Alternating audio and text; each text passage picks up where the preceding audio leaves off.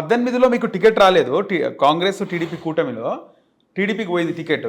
సరే పోయింది. కానీ మీరు వేసిన రాజకీయ స్ట్రాటజీ కాంగ్రెస్ జెండా మీద ఏనుగు బొమ్మను వేసినారు సార్.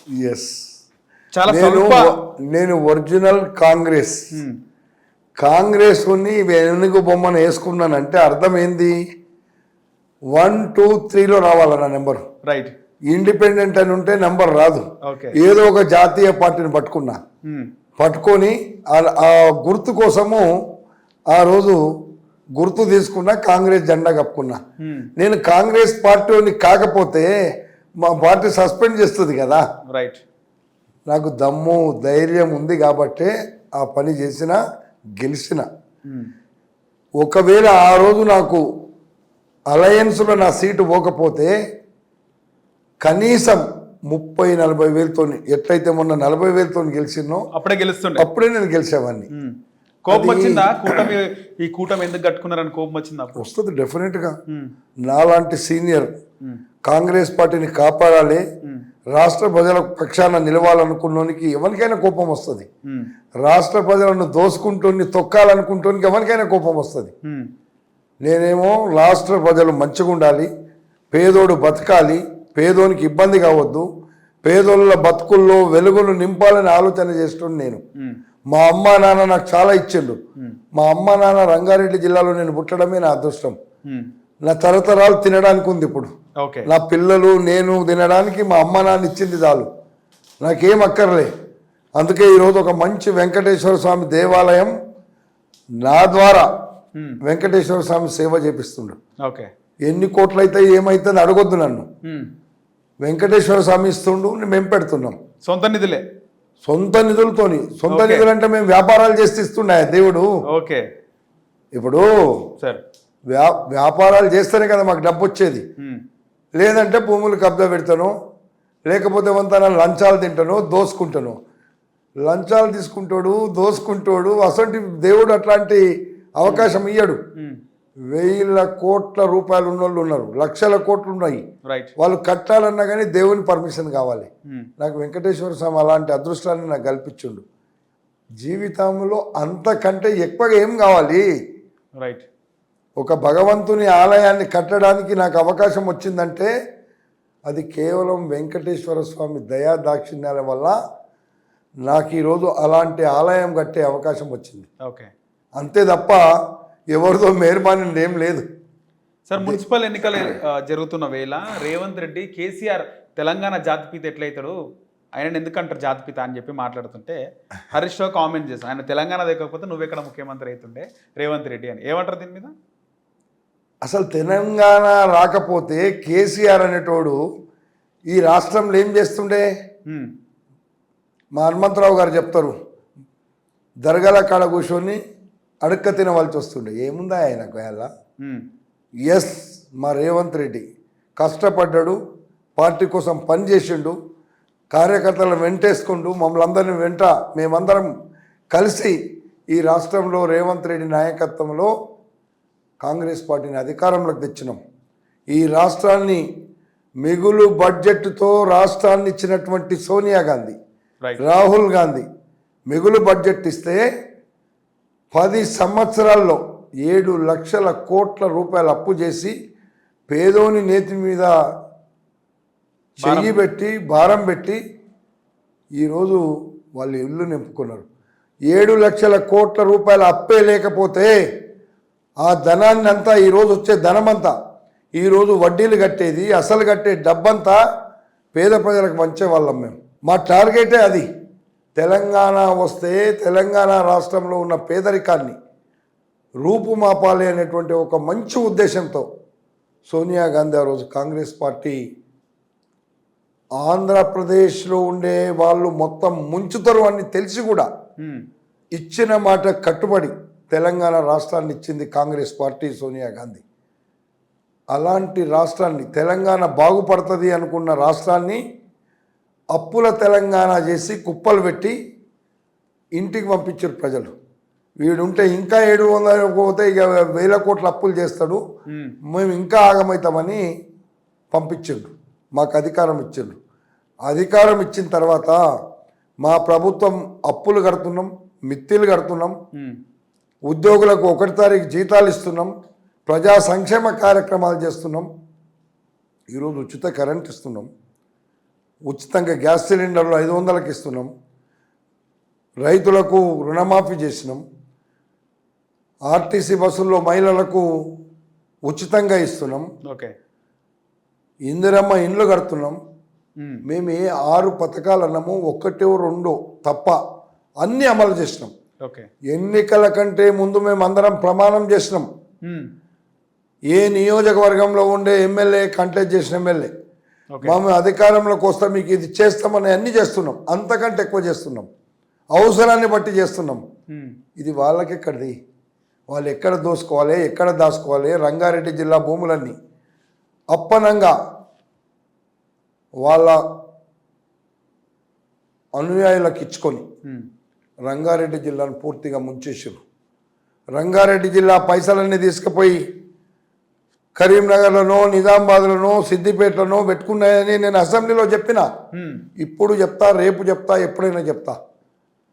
నేను ఎప్పుడు ఎవరికి టీఆర్ఎస్కు బీఆర్ఎస్ భయపడాల్సిన పని లేదు. నాకు రైట్. ఉన్నది ఉన్నట్టు చెప్పేటువంటి ధైర్యం, దమ్ము నాకు ఉంది, భగవంతుడు ఇచ్చిండు. రాష్ట్ర ప్రజల పక్షాన నిలబడతా, పేద ప్రజలకు సేవ చేస్తా. తప్పకుండా రేపు ఈ రాష్ట్రానికి పేదరికం పోవడానికి నా వంతు కృషి చేస్తా. సార్, ఇన్ని రోజులైనా మధ్యలో మీరు బీఆర్ఎస్ లో పోలే, కాంగ్రెస్ లోనే ఉన్నారు. టికెట్ రాకపోయినా Yes. కాంగ్రెస్ లో ఉన్నారు, మళ్ళీ కాంగ్రెస్ నుంచి పోటీ చేసి గెలిచినారు. చూడమ్మా, ఈ పార్టీలు మారేటోళ్ళంతా ఉమ్, వీళ్ళనంతా రాజకీయ వ్యభిచారులను చేసిండు కేసీఆర్. ఓకే. మేము చేయలేదు. ఉమ్, మా దగ్గరికి కేసీఆర్ దగ్గర ఉంటే రాజకీయ వ్యభిచారం చేయాల్సి వచ్చింది. కాంగ్రెస్లో ఉంటే ప్రజల పక్షాన పనిచేస్తామని మా దగ్గరికి వచ్చారు వాళ్ళు. ఓకే. వాళ్ళేమో వ్యభిచారంగా పోయిండ్రు, వీళ్ళేమో అభివృద్ధి కోసం వచ్చిండ్రు. ఓకే. మీరు అది గుర్తుపెట్టుకోండి. బీఆర్ఎస్ లోకి రమ్మని పిలుపు వచ్చిందా? ఒక్కడేంది, అందరు పిలిచిండ్రు నన్ను. ఉమ్, కవిత పిలిచింది, కేటీఆర్ పిలిచిండు, కేసీఆర్ పిలిచిండు, అందరు పిలిచిండ్రు. ఉమ్, కానీ పోలే. నేనెందుకు పోతామా, మా అమ్మ నాన్న ఇచ్చింది చాలు, నాకు తృప్తిగా ఉన్నా. ఓకే. కానీ ఒకటి ఏంటంటే సార్, మీరు రాజకీయ ప్రస్థానం స్టార్ట్ అయింది కాంగ్రెస్లోనే. 83లో సర్పంచ్ అయినారు, ఇప్పుడు ఎమ్మెల్యేగా ఉన్నారు ఇంకా ఇబ్రాహీంపట్నంలో. కానీ మధ్యలో తెలుగుదేశం పార్టీలోకి పోవాల్సి వచ్చింది. ఎందుకని? ఎవరు పోయారు? 94లో. 94లో మధ్యలో పోలే నేను. ఓకే. ఎన్టీ రామారావు పార్టీ పెట్టినప్పుడు ఓకే. నేను సర్పంచ్గా ఉన్నా. ఆహా. సర్పంచ్గా ఉన్నప్పుడు ఎన్టీఆర్ యొక్క ఈ రాష్ట్రంలో నేను ఇది చేస్తా, ఈ రాష్ట్రాన్ని తెలుగుదనం చూపించి తెలుగు వాళ్ళకి గుర్తింపు తెస్తా అన్నప్పుడు నేను పోయినా, సర్పంచ్గా ఉండి పోయినా. ఉమ్, పోటీ చేసేందుకు పోయినా, పోటీ చేసినా, వచ్చిన. ఎన్టీ రామారావు చనిపోగానే మళ్ళీ వచ్చిన. ఓకే. నేను ఒరిజినల్గా అంతకుముందు యూత్ కాంగ్రెస్లో ఉన్నా. ఒక 7 ఏళ్ళు మాత్రం నేను టీడీపీలో ఉన్నా. ఎన్టీఆర్ గారు చనిపోయినాక మీకు ఉండాలనిపించలేదా పార్టీలో? ఉండాలనిపించలేదు అనిపించలే. అస్సలు. ఆయన అంటే అభిమానం మీకు అప్పుడు? 100%.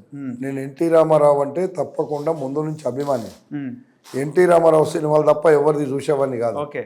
చదువుకునే రోజుల్లో. అందుకే పోయినా ఎమ్మెల్యే అయినా, ఎన్టీ రామారావు పార్టీలోనే ఎమ్మెల్యేనైనా ముందు 94లో. అందుకే ఈరోజు ఒక సర్పంచ్ నుంచి ఎమ్మెల్యేగా కాదు, నేను ఎక్కడే ఉండాలి. ఉమ్, టైము, సమయము, సందర్భము, రాజకీయాల్లో ఓపిక లాబింగ్ ఏం ఉండాలి. చేయలేదు. నేను లాబింగులు చేసేది నాకు రాదు. ఉమ్, ఎవరిని పోయి అడుక్కునేది నాకు అవసరం లేదు. ప్రజలను అడుక్కుంటా. ఉమ్, ప్రజలు ఇచ్చిన పదవి చాలు నాకు. ఇయ్యాల కాకపోతే రేపు ప్రజలు వాళ్ళ ద్వారానే వస్తుంది ఏదొచ్చినా. తప్పకుండా ప్రజల పక్షాన నిలబడ్డవాడే లీడర్. ఎన్టీఆర్ గారు చనిపోయినప్పుడు ఆ వీడియోలు చూస్తుంటే సేమ్ ఇదే కటౌట్, సేమ్ ఇలాగే ఉన్నారు. అప్పుడు ఇలాగే కూడా ఉన్నానా? పక్కన నించొని ఉన్నారు ఆయన బాడీ పక్కన. Yes. మీరు కింద మహేందర్ నేను రెడ్డి గారు. రోజు 2 గంటలు షటిల్ ఆడతామ్మా. షటిల్. షటిల్ ఆడతా. మనిషికి ఎప్పుడు భగవంతుడు తీసుకుపోతాడో, నువ్వు ఏది ఆడినా ఎట్లా ఉన్నా, మీరు అంటున్నారు ఆయన ఎట్లుండ్రో వీళ్ళు అట్లనే ఉండాలి. ఎస్, నేను స్పోర్ట్స్ మ్యాన్ను. ఓకే. నేను ఇవాళ దాకా ఒక ట్యాబ్లెట్ కూడా తినను. ఓకే. దేవుడు అంత మంచి ఆరోగ్యం ఇచ్చిండు. ఇంక అంతకంటే ఎక్కువ ఏం కావాలి? ఆరోగ్యం ఉంటే ఇక అన్ని ఉన్నట్టే. డైట్ ఏం చేశారు సార్ మీరు? ఇంకా అన్ని లైట్ అంటే మంచి ఫుడ్ తింటాను, ఇంటి ఫుడ్ తింటాను. హోటల్ ఫుడ్ ఒక 5% తప్పని పరిస్థితుల్లో తప్ప ఎప్పుడు తినను. 20 పెళ్లిలకు పోతే ఒక్కొక్క రోజు ఇంటికి వచ్చి అన్నం తింటా. పెళ్లిలో తినరు బయట? ఎక్కడ తినను నేను. కొంచెం కూడా తినరు. ఏదన్నా ఉంటే కంపెనీ ఉన్నప్పుడు తప్పని పరిస్థితిలో ఉంటే చెప్పలేము. అది కూడా మనకు అదే అట్లాంటి అదేం లేదు. ఓకే. అందరితో పాటు కూర్చుంటే ఏమవుతుంది, కూర్చుంటాము వచ్చేస్తాం అంతే తప్ప నా కంట్రోల్ నాకు ఉంది. అందుకే ఈరోజు వరకు బ్రహ్మాండంగా నాకు భగవంతుడు ఆరోగ్యం ఇచ్చిండు. రాజశేఖర్ రెడ్డి మంచి ఆరోగ్యం, ఓకే, మంచి నాయకుడు. భగవంతుడు తీసుకుపోవాలనుకుంటే ఏదో రకంగా తీసుకెళ్తాడు కదా, నీకు ఆరోగ్యం కాదు కదా. అవును. ఆ తర్వాత మీరు ఎమ్మెల్యేగా గెలిచారు, కాంగ్రెస్ గవర్నమెంట్ కూడా వచ్చింది. వచ్చినాక ఎట్లుండే సార్ అప్పుడు రాజశేఖర్ రెడ్డి గారితో మంత్రి అయిదా? చాలా క్లోజ్గా ఉన్నాం మేము రాజశేఖర్ రెడ్డితోని. కాంగ్రెస్ పార్టీలో ఎవరున్నా ఉంటాం. ఆయన చనిపోయిండు, ఆయన కొడుకు వెళ్ళిపోతే కూడా మేము కాంగ్రెస్లో ఉన్నాం. అవును. ఇప్పుడు కూడా కాంగ్రెస్ ఉన్నాం. టీఆర్ఎస్ వచ్చినా ఎప్పుడు వచ్చినా అధికారం ఉన్నా అధికారం లేకున్నా ఒక నిర్ణయం తీసుకుంటే ఆ నిర్ణయం మారదు. మంచి లేనప్పుడు చెప్పి మారాలి ఎవడన్నా ఉంటే. పదవుల కోసం మారేటువంటి ముచ్చట నాకు లేదు, ఉండదు.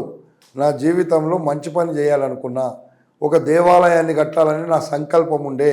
ఓకే. ఎప్పటి నుంచో ఆ సంకల్పం దేవుడు నాకు ఇచ్చిండు. తిరుమల తిరుపతి దేవస్థానం ఎట్లుందో నేను పుట్టి పెరిగిన గడ్డ మీద ఓకే తిరుమల తిరుపతి దేవస్థానాన్ని మొక్కుకున్న వెంకటేశ్వర స్వామిని ఇక్కడ వచ్చి అందరిని ఆశీర్వదించి, దేవుడా నీకు అన్ని విధాలుగా నేను సేవ చేస్తానని మొక్కుకున్నా. నాకు అలాంటి అవకాశం ఇచ్చిండు. బ్రహ్మాండమైనటువంటి ఆలయం కట్టాలని నిర్ణయం తీసుకుంటే ఆయన్నే నడిపిస్తుండు. మేము నిమిత్త మాత్రమే. మేము ఒక సేవకులుగా పనిచేస్తున్నాం. దేవాలయం అంటే నాది కాదు, వెంకటేశ్వర స్వామి దేవాలయం అది. అందరి ప్రజల కోసం దేవుడు అక్కడ వచ్చి ఉంటున్నాడు. మీరు పుట్టి పెరిగిందంతా ఇబ్రహీంపట్నమే? నేను ఇప్పుడు ఇబ్రాహీంపట్నం కాన్స్టిట్యున్సీ మాత్రం. ఓకే.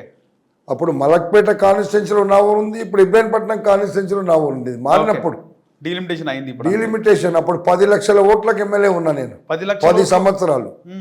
ఇప్పుడు 3.5-4 లక్షలే కదా. అప్పుడు డివైడ్ అయ్యి 4 అయింది. మలక్పేట, ఎల్బీ నగర్, మహేశ్వరం, ఇబ్రాహీంపట్నం. ఈ 4 కలిపి మలక్పేటే. కానీ మీరు మీ పేరు చూస్తే ఖచ్చితంగా గుర్తుపట్టని వాళ్ళు ఎవరు ఉండరు అప్పటి నుంచి ఇప్పటి వరకు. అవగాహన, రాజకీయాలపై అవగాహన ఉన్నవాళ్ళు. ఉమ్మడి ఆంధ్రప్రదేశ్లో ప్రతి నియోజకవర్గంలో నన్ను గుర్తుపడతాడు, ప్రతి నాయకుడు గుర్తుపడతాడు, ప్రతి కార్యకర్త గుర్తుపడతాడు. నాకేదో గుర్తుపడుతుందని నేనేం గొప్పలు చెప్పుకోను. రైట్.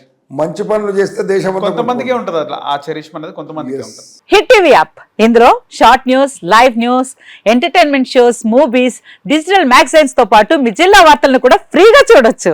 ఇంకెందుకు ఆలస్యం, వెంటనే హిట్ టీవీ యాప్ ని డౌన్లోడ్ చేసుకుని ఫ్రీగా ఎంటర్టైన్మెంట్ పొందండి. Hit TV app. Hit TV app. Please download hit TV app. Hit TV app ని ఫ్రీగా డౌన్లోడ్ చేసుకుని ఎంజాయ్ చేయండి. మీకు నచ్చిన ఎంటర్టైన్మెంట్ కోసం హిట్ టీవీ యాప్ ని ఫ్రీగా డౌన్లోడ్ చేసుకుని ఎంజాయ్ చేయండి. హిట్ టీవీ యాప్ ని డౌన్లోడ్ చేసుకుని ఆస్వాదించండి, ఆశీర్వదించండి. ఇంతమంది సెలబ్రిటీలు హిట్ టీవీ యాప్ ని డౌన్లోడ్ చేసుకోండి అని చెప్తున్నారంటే ఎంత మంచి యాప్ ఆలోచించండి. అమెరికా అమెరికా అమెరికా అమెరికాలో చదవాలనుకునే వాళ్ళకి విశ్వసనీయమైన పేరు మన శౌర్య కన్సల్టెన్సీ. UK లో 1 year masters. UK లో 1 year masters. 2 years work permit up to 5 years visa. Contact Saurya Consultancy. Contact 89851 89851.